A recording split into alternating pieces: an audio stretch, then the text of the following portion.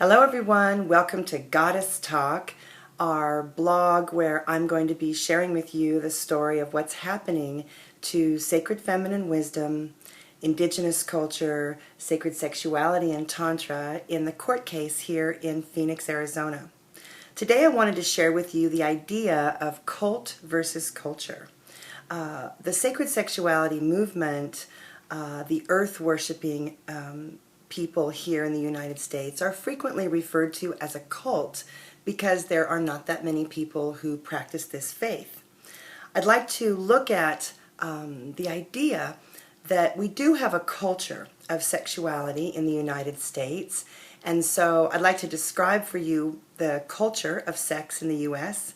and then talk a little bit about the people here in our temple and our church who have been referred to in the press and by the government as a cult. If we want to look at who are the tastemakers and the greatest influence of sex in America, we might want to start with Hugh Hefner, who made a wonderful life for himself just by simply realizing and promoting the idea that intelligent men love to look at pictures of beautiful women in the nude. And that was kind of a no-brainer, and he was very successful with that. Moving along on the table of culture in America, where the power makers and decision makers are sitting, we would meet Larry Flynt. Mr. Flynt took his court case to publish obscene materials all the way to the Supreme Court, and the highest court in our land agreed that Mr. Flynt and others have a right to be as obscene as they want to be. And of course that opened the door for the huge industry that we have now of adult entertainment here in the United States. Newsweek reported a year ago that over 40 million people a day are logging on to sex sites, many of them from work, by the way. So we do have people really indulging in visually erotic films, but of course pornography is not going to teach you about sex or lovemaking. It's just going to show you the part that's exciting, and of course there's no relationship or education there. But this has become a mainstay of sex education in the United States. Also seated at the table of culture in sex in America, you would find the churches, and you would find in particular we have a number of our leaders, male leaders in the church, who have been found to be having affairs or possibly have been seen with prostitutes, and of course their ministry is in a wreck. Moving on at the table of culture of sex in America, we would have the Roman Catholic Church, who has for 2,000 years been saying that the only form of sexuality that is okay with God is married procreative sex. And of course today we're realizing that this maybe isn't true, especially with the overpopulation that we see here in the world today. So, and of course we don't have to go into great detail, but everyone knows that many of our churches, including the Roman Catholic Church, have been dealing with sex scandals, the pedophilia crisis. In April of 2010, the Pope and the cardinals from Rome issued what they called the list of the most grave sins. And on this list, they said that yes, it's a sin for a priest to have sex with a child, and it's also a sin to attempt to ordain a woman in spiritual authority. And this is important because if you aren't allowing women to speak on behalf of the Creator, their voice isn't going to be heard. Women's opinions and their truth about sex just simply is irrelevant because women are not like God and men are. So if you move around the table of culture of sex in America, you would get to the military, and we've had the Pentagon scandal where 250 workstation computers were found with child pornography on them. We have the recent very sad news around General Petraeus, and he won't be able to serve with all his wisdom because his natural magnetic need to be received wasn't happening for him as he was in service to his country. He literally was separated from his wife. So this is very sad, and then there's been a documentary released this year that said that many of the women who sign up to serve in the armed forces can expect to be assaulted, sexually assaulted by their fellow soldiers, and this is a real problem.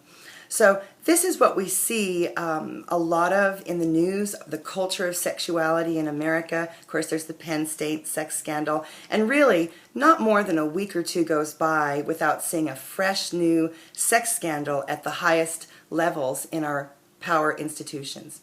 So, and then I'd like to look for just a minute at the underground world of sexuality in the United States. We have an enormous sex for money trade that's very underground. I call this the goddess in the underground because what you have is men who desire to make a connection with a woman, and so they go to a strip club, they hire a prostitute or an escort, they go to a massage parlor where instead of leaving parts of their body out, the practitioner, the healer is going to give touch to their entire body. This may cause energy to arise, and the energy may move by the end of that healing time. And this, of course, is illegal. With the temple, we had been told on a number of occasions that maybe we should just turn our transformation chambers into little porn studios, because if we filmed it and our seekers and initiates became the lead actor in a porn movie and our priestesses and healers became the lead actress in a porn movie, that we might be legal. And I've always said, no, I think that this is a very intimate and private exchange, and I don't think that filming it creates a sacred context. I think that it's too intimate for that. We view the transformation chamber at the temple as the equivalent of a confession booth at the Roman Catholic Church. It should be extremely private, and it's between the seeker, the guide, the initiate, and their soul's higher purpose. And the idea of entering the transformation chamber with a guide is to have a genuine and authentic experience of your own life energy. So when you look at cult versus culture and you see all of the influences that are seated at the tables of power around sex in America, I'd like to ask you just this one question. Is sacred sexuality something that we just can't allow to be seated at the table with all of these other influences? Is the feminine voice, Tantra, the idea that God is feminine as well as masculine, the idea that our body is a holy gift from the goddess, really, there isn't room for us in the dialogue at the table? Really, you don't want to allow people to access hands-on, wholesome sexual healing and energy guidance? I just find this to be astonishing, and I believe that the time has come for change. We need to have access to committed people who are skilled, educated, and passionate about healing through the life force energy. If you'd like to know more about what we're doing in our court case, check back here at Goddess Talk. You can also find a fundraising project over at Indiegogo.com. Look for Reclaim Your Freedom, and if you can, make a small contribution to our Civil Liberties Defense Fund. Thank you for joining me today, and I hope you'll think about this concept of cult versus culture and whether you believe personally that there is a possibility that we could have a better culture here in America if we made room for sacred sexuality, Tantra, shamanism, and earth-based mother worship. Thanks for joining me, and I hope to see you again soon. Bye-bye.